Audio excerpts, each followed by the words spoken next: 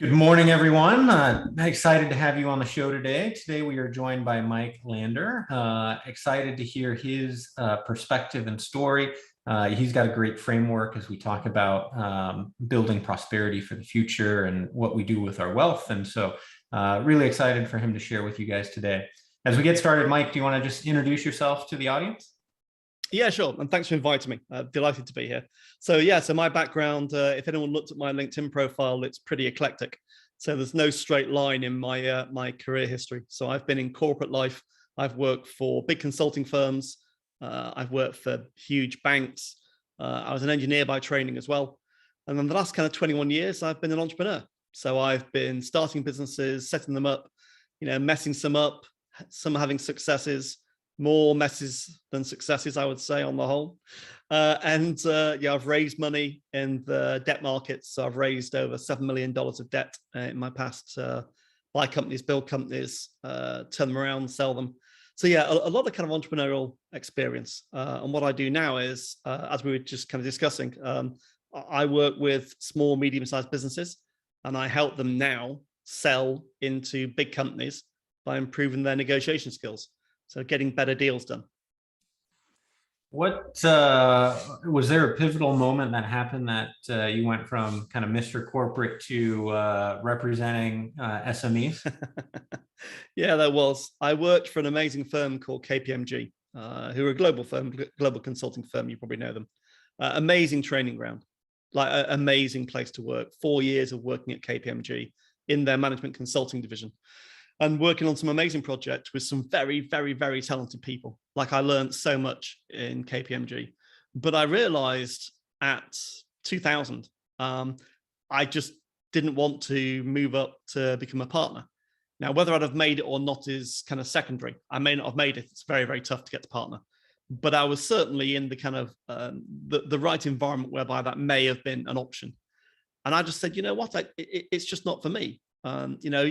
Partners in big consulting firms, they earn a lot of money, like a lot of money. And rightly, they're bringing in big deals for KPMG, other consulting firms, whoever you work for. And therefore they share in that wealth creation for the company. But it just wasn't for me. I didn't want that lifestyle. I mean, partners, make no mistake, partners work for their money. You're doing 14-hour days, 6 days a week, and you're traveling all around the world. So seeing your family just becomes very, very, very difficult. And so I didn't want that life. And so I chose to go on a different route. It's interesting. I talked to my wife about this quite a lot. If I look back now and look back 21 years, would I have stayed? I don't think I would. But if I'd have seen the entrepreneurial journey and what it takes, I'd have been tempted. It's the proverbial grass is greener, right? Where Absolutely. I don't want that. I'm going to go do this, but I don't really know what that entails until you've been through it. I mean, I was quite fortunate that I didn't know what I didn't know, because had I known what it would take, I may have had second thoughts, but I wouldn't turn the clock back. I wouldn't change what I've done. I've thoroughly enjoyed, doing what I'm doing, and I still do it now. But yeah, the entrepreneurial journey it's a very, very difficult journey. Yes, very much so. And our listeners are well acquainted with that as well. Yeah. So as you started, obviously very successful in the corporate world, probably built a little bit of a nest egg, which kind of allowed you that opportunity to jump out and do your own thing. As you started experiencing that wealth, right, or increased profitability, how did you allocate your funds and your money to kind of set yourself up for success in the future in those early days? So there's kind of two parts to that answer. As I was working in the kind of big corporate world, I had developed some savings. I think from memory, I just bought my first property just before I left KPMG in 2000. So I'd already created, as part of my kind of wealth strategy, obviously you want a balanced portfolio of assets, ideally. We can talk more about that later, about how that changes in your later life. So I'd got a property, which was great, which became an amazing asset because of being in London and the way that property prices had gone back in the 2000s. That became a very, very good investment. And I'd also saved some money. And I remember very well when I left KPMG and went off doing my own thing, I remember kind of sitting there one day, knowing how much savings I'd got, knowing what my burn rate was each month, and knowing that I had no income coming in because I was just starting out on my own, and realizing if this doesn't get better in the next 3 months, I'd better get a job. And a very simple thing, you need at least 12 months money. If you're going to do something like this, go off and be an entrepreneur, you need to be able to survive for 12 months. Because once you get towards about month 7 or 8, if it's not working at all and you're burning money and you don't want to get an external investor, and I think there's good reasons why you wouldn't want to get an external investor. Sometimes you do, but many times you don't. Then you need to think carefully about, I've now got 4 or 5 months to do something differently. Get a job or get a part-time job or whatever it might be to generate income. Because you need a buffer, because there's a lag, like in your sales pipeline. There's a 3-month to 6-month delay from when you start thinking about it to when you close the deal. And so just thinking that through, the worst mistake I've seen people make around personal wealth in particular is chasing short-term money and running out of cash before they know they're going to run out of cash. I mean, I'm a rationalist. I'm an engineer by training. I run spreadsheets, cash flow models. So I knew where I was on that kind of journey. So I knew when I'd run out of money. And then a contract turned up. I went freelancing when I was an entrepreneur. I always talk about, so this might go off in different directions. Pull me back if you think it's going off randomly. But I talk about there's 2 ways of being an entrepreneur. You can be a freelancer and sell yourself and sell your time, or you can build a company. And people say, well, there's no difference, is there? Like, well, there is actually quite a big difference. And a lot of it's a mindset difference. And a lot of it's about how you allocate money as a difference. Neither are bad or good. Being a freelancer is not a bad life. It's a very good life. It's an independent life. But you're not building an asset. You're basically building an income stream that's an independent income stream. And that's a great life if that's what you want. But if you want to build a business, then you probably won't get paid very much for many, many years. Because what you'll do is you start to grow your business as your first revenue start to come in. And you start to work out your finances and work out what gross profit means and work out what overheads are and work out what net profit is. And then work out there's a tax person that you've got to pay. So there's a tax organization you've got to pay corporation tax to. And then you've got to have some reserves so that when the times get bad, you can reinvest. By the time you've done all that, there's not much left for the entrepreneurial founder. And I've got a very simple rule of thumb. Once you get to the end of the month, you sit there and you're making money at this point. So assume you're a small company, you're making some money.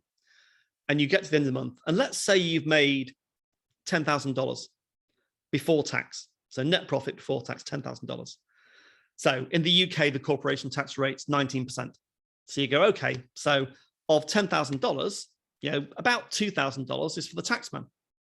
So I take that $2,000 and I put it into a tax savings account in my bank. So I put it to one side because in 9 months' time, or 18 months' time, whenever the time is, that money's going to go away to the tax person. So now you're left with $8,000. So you're like, okay, so profit after tax is 8,000. Well, that 8,000 is mine. And then you go, what happens if it rains? So if it pours down in my business, metaphorically, I need a rainy day fund.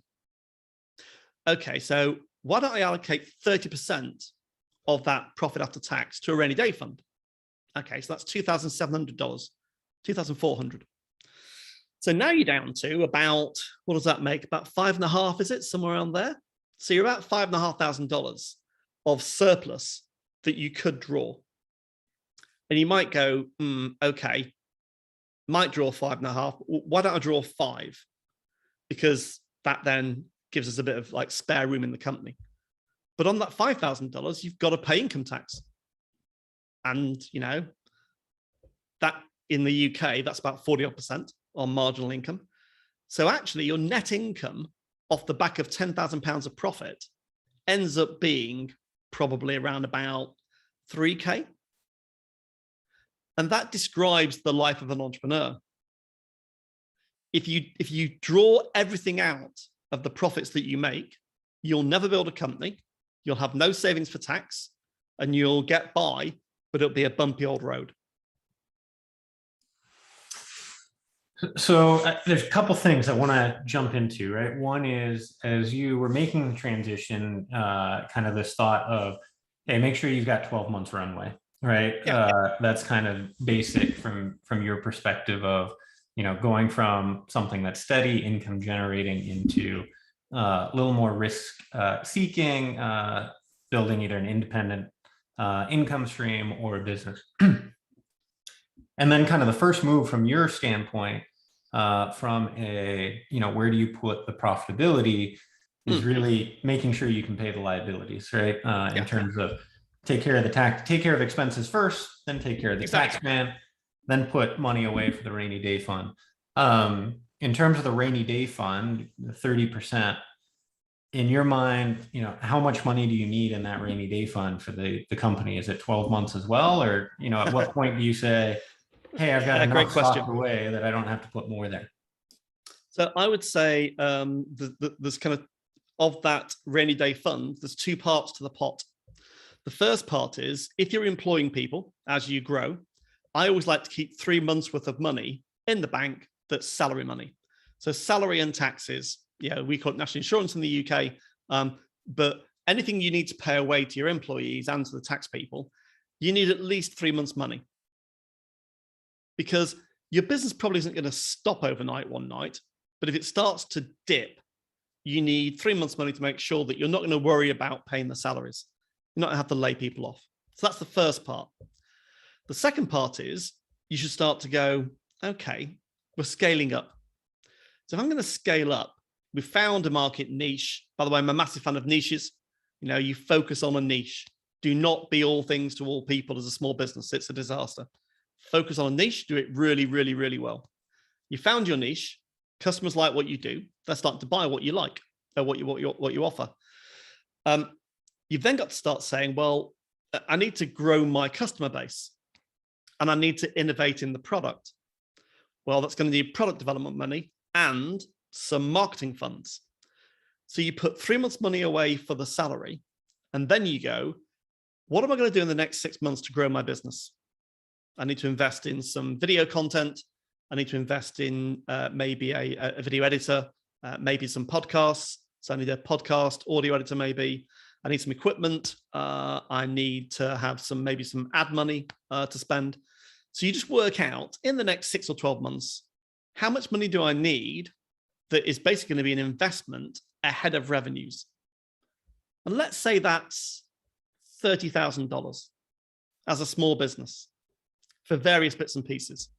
So then you say, I need 3 months salary put to one side plus $30,000, because my run rate business will run along $10,000 a month of profit. But I need this $30,000 to invest to get to 20,000, because there's a lag. I was an engineer by training. There's a thing called hysteresis. And hysteresis is a wonderful thing.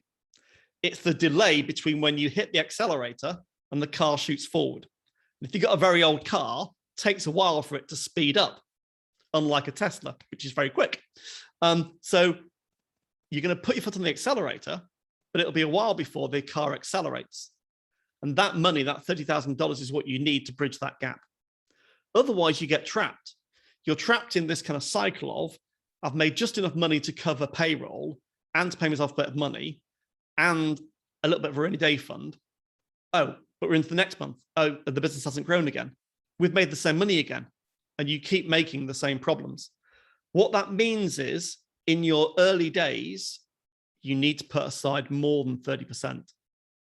If you're going to grow, my advice would be, as an entrepreneur, keep as much money as you possibly can in the company to invest in growth. It will feel very painful. You need enough money to live rather than to thrive. And that's going to take a couple of years probably, but it's well worth the investment. At what point do you know kind of those, you talked about defining what those things are that you need for growth, right? How do you go about determining what those are and how much you need for those, right? And the relative importance of scaling that business to get from 10 to 20 versus thriving and buying a Tesla instead of an old car that takes longer to get up to speed. So in my world, but I'm a rationalist, so I get tripped up by things that happen in the world that I never saw coming. But as a rationalist, I look at scenarios. So I'd look at a scenario plan for a revenue forecast, and I go, okay, what's a reasonable assumption about growth rates that could be achievable if the market was with me? So I'd run that forecast. I'd then run that through my P&L. I'd then turn that P&L and balance sheet into a cash flow. And the cash flow statement would tell me what the deficit is that I need to fund that growth. Now, what I do know is when I've run that scenario, it's always wrong. It's never, ever, ever been right, ever. But it's not been far enough out that it's killed me. And another important lesson, I think, for anyone listening is any investment you make through your business. So it's not, in my view, it's not placing bets, but it can be seen as that. You're taking risks which are calculated. But let's call it a bet for the purpose of the podcast. Any bet that you place cannot break you. Because in the year, you might do 10 different things. You know, for example, in this year for me, I've launched 2 new products. So one's a workbook that I'm selling and one's an online course that I'm delivering. And I've invested money in them. But I know if they don't work, it hasn't killed the company. It's not killed me. So when you've run your forecast and you've made your assumptions, and then you've got a cash flow at the end, and the cash flow, I'm not talking about some PhD scientist with a maths degree, a basic spreadsheet that shows you when money comes in and money goes out and how much you'll need as you grow the company. Because there's a thing called working capital stretch, which you've probably talked to your audience about at some point, which is as you grow, the curse of the growth entrepreneur is as you grow, you get bigger clients. Bigger clients are poorer payers. Poorer payers mean you've got more working capital to fund. So you end up with this like double whammy of I'm growing, but I need more working capital because they're paying on longer timescales. So all that kind of kicks in. So my advice would be just when you've run your scenario and you've run a cash flow model, make sure that if you're doing 5 things in the year, no one thing will kill your business. Makes sense. So thinking of some of the listeners here who might be saying, I didn't go to an Ivy League. I don't know how to do those calculations. I wasn't almost a partner in KPMG who can, flow those things through. Like, where do I start and where do I go? What recommendations would you have for, those people who, whether it's trades or whether it's services, we're really good at delivering whatever that product is and kind of figuring things out. And now trying to take that next step in the evolution to become, more polished and more refined. Great question. And just to clarify, in case anyone from KPMG is listening, I'm not sure I'd ever made the partner path, but I was certainly interested. So where do I start? I think really simple things, Liam, really simple things. I believe that any entrepreneur needs to understand finance. What's a P&L? What's a balance sheet? What's a cash flow? Go online, go onto Udemy or any of the kind of online learning portals, pay a few dollars and learn the basics of finance. Why is profit not the same as cash? Fundamental questions that many entrepreneurs that I talk to, when I say, okay, so just talk it through with me, difference between profit and cash. Sure, most of my friends would know because they've built bigger businesses and they've got finance people and they know.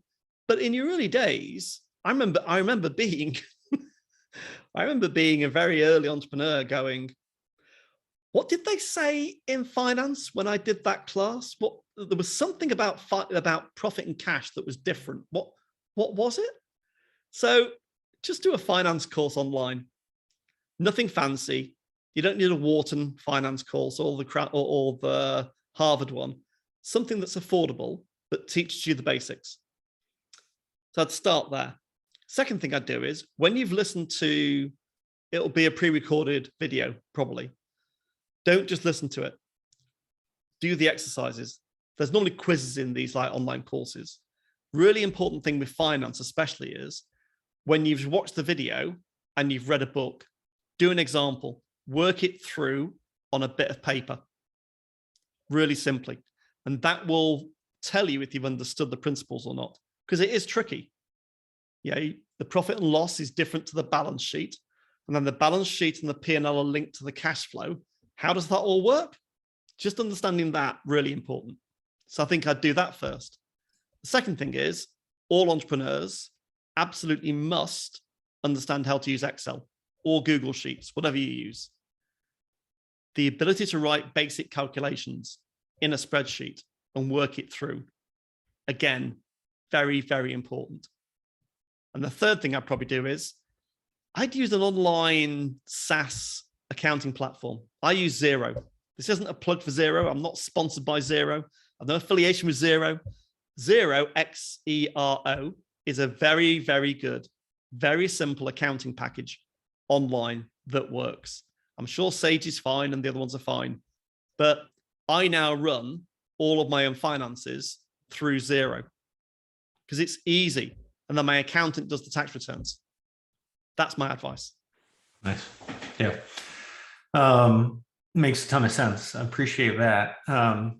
As we fast forward a bit, so now you've allocated for tax, you've allocated for growth, company's growing, you've got more and more profitability.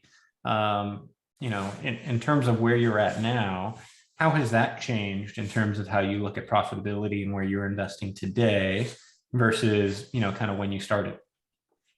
And is that personal investment or business investment? Either or both. Okay. If you look at it from a personal point of view, I've always taken a view of having a kind of a balanced portfolio. I mean, I'm now 57. So as you get older, your asset allocation model needs to change because you should be taking kind of, in many ways, less financial risk the older you get because you need the income. Whereas in your earlier days, you want growth because you've got a job. In your later years, you probably want to make sure that you've got steady growth, but some income because you want to stop working as many hours. So I think that's an important thing to think about. I'm not a qualified financial advisor at all. But what I would say is that it's very much lifestyle stage based, I would say, about what you do with your personal reserves, that you've got your personal surplus after you've paid away your bills. One thing I would say is that, and I can't remember who I watched now. I think it was the guy who did Rich Dad, Poor Dad. I've forgotten his name. But he was talking about... Yeah. Brilliant video. If people haven't watched it, they should watch that. It's a great video. And he was talking about, he's got this like 4-quadrant model, which was a bit complex, but the basic principle was, if you've got $5,000 surplus this month, buying a nice TV for $5,000 will make you feel great, but it won't increase your financial wealth at all. Listen to Warren Buffett and the beauty of compound interest, the 8th wonder of the world. Compound interest is a wonderful thing. It's a beautiful thing. If you're 30 today and you put away $1,000 a month for 30 years, it's worth an awful lot of money if it's relatively wisely invested. So I would say buy the TV, but don't spend $5,000 on it. Spend $2,000 on the TV. Put $3,000 to work in long-term growth with someone that knows what they're talking about when they invest in, stocks and bonds and everything else, and don't draw the money out. The beauty of long-term compound interest. It sounds like from our conversation, you've invested in some real estate. It sounds like you're working with a financial advisor who does stocks, bonds, et cetera. Are there any other things that you've come across over the years where you're like, that was interesting, I'm glad I did that, or that you continue to do today that's outside of those two things?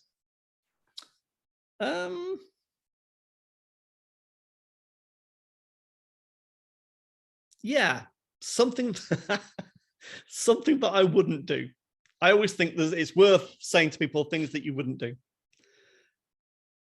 Don't invest in businesses that you don't understand. And again, it's a Warren Buffett quote, but I've had a lot of personal experience of this scenario. If you don't understand the business and they're raising capital and they're saying, we've got to $1 million of revenue, we're on our train to 10 million, we're going to raise $1 million of growth capital. You happen to have $50,000 surplus that you say, be great to spread some risk. Why don't we get in? Why don't we act as an angel? Why don't we invest in this company, or as a VC, whatever you want to call yourself? If you don't understand that business and you don't know the founders intimately, or even if you do know the founders intimately and you don't understand their business, don't invest. Because as a minority investor, you've no control over what happens next. Absolutely none.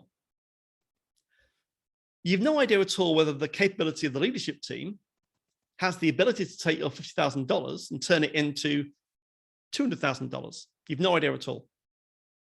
And thirdly, they probably don't need $1 million. They probably need 5 million.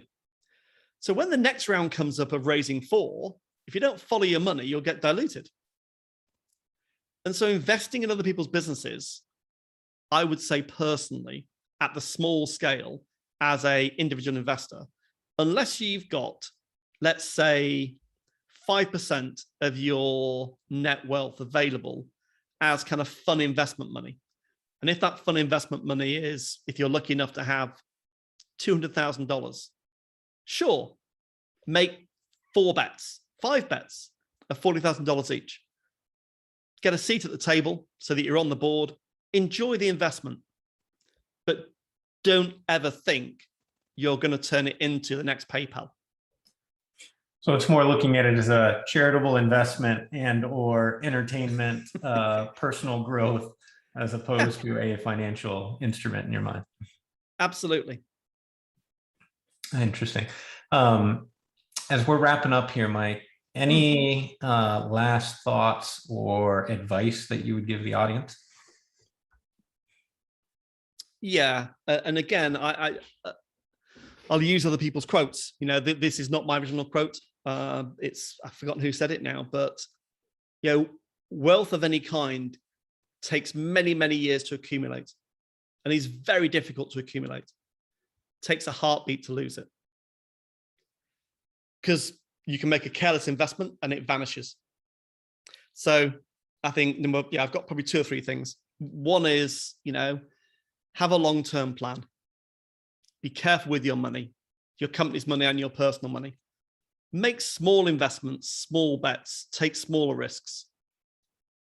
And then, kind of like tack towards, if you're a sailor, then you're tacking on the ocean as the winds blow. Let the winds blow, but move towards an end game, I would say. So that's kind of one thing definitely is be careful with your money. It's been very hard to accumulate for sure. Invest in your own business. So I would say definitely investing in your own business. If you've got the skills and the market knowledge and there's a niche, there's no better thing to invest in than yourself, because you can control it. As long as you know you can see it's going to grow, then it's a wise thing to do. It'll also make you really sharp about making it work, because it's your own personal money that's gone in post-tax. So I definitely look at that. And I would say, I think the last thing for me is, when you look at that asset allocation model for your personal wealth, you'll never have it balanced, because balance to you is different than balance for me. But I would say you want some assets in there that are going to grow in value over time. So capital gain. In the UK market, property has been a very good investment over the last kind of 50 or 100 years. So that is a good asset class to invest in. Make sure you're not spending money on stuff which is for ego rather than for kind of long-term wealth creation. And there are many people that are much wiser than me that have talked about this, is that, yeah, sure, if you want to buy a Ferrari, yeah, buy a Ferrari. It will go down in value when you drive off the forecourt. You'll enjoy driving it around, I'm sure. But if you're going to spend $300,000, I could think of a lot better ways of investing it than buying a Ferrari. It takes a lot of restraint sometimes. when you're trying to Takes a keep lot up of with the restraint Joneses. sometimes. Yeah. Yeah. Appreciate the insights today, Mike. If the listeners want to connect back with you, what's the best way for them to connect with you? So they can find me on LinkedIn. So Mike Lander on LinkedIn. My company name is Piscari, Piscari. So they can go on there and and by all means connect. Always happy to have a conversation. Awesome. Appreciate the time today, Mike. No problem at all. Thanks, Liam. Cheers.